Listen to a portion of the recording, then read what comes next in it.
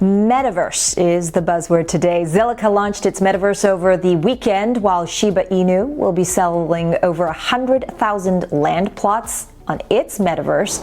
And Yohann Calpu, VP Chief Marketing Officer of CryptoSlam, joins us right now to discuss that and a whole lot more.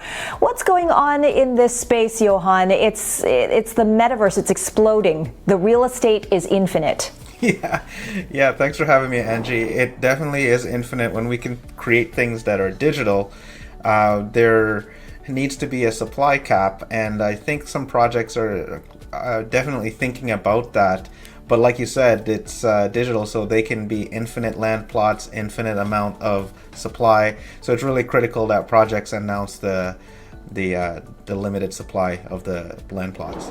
Well, let's talk about Zilliqa's native coin Zil, quadrupled in value ahead of the launch of Metapolis, its metaverse, which they describe as a service platform. What do you make of their offering? Yeah, I think it's great. So they're doing is they are providing the protocol and the infrastructure for people to come and here's a metaverse, just give us the ideas and here's a platform for it. And I think there's definitely a market for that and definitely a use case for that as we see many communities find home in the digital world. We're also hearing details about SHIB, the Metaverse, the VR project developed by the team behind the popular meme coin.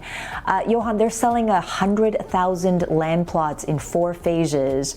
But interestingly, the sales will be priced in ETH and not in native Shiba Inu tokens. That's kind of intriguing.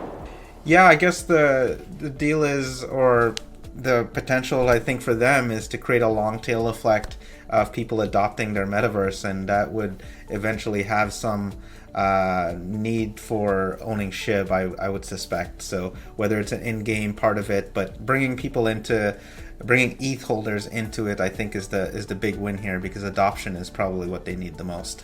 These meme coins are definitely sticking with the M word and going straight from meme to metaverse, right? So it seems like a natural fit. Legacy banks trying to decipher this new alternate reality. Citi describes the metaverse as the next generation of the internet, and that gaming would be a key use case for the next few years at least. They also said it would be worth as much as $13 trillion by 2030. I mean, CryptoSlam is in the market pretty much from, the inception.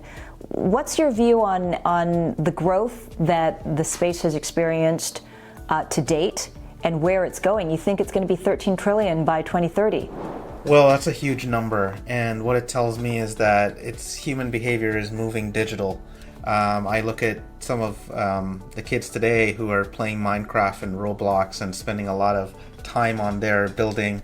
What they're doing is they're starting in a metaverse, and it's just a matter of putting that on the infrastructure rails that support decentralized open metaverses, and also having that economy there where you can trade in-game items digitally and things that you can own and transfer them to different stacks or different environments.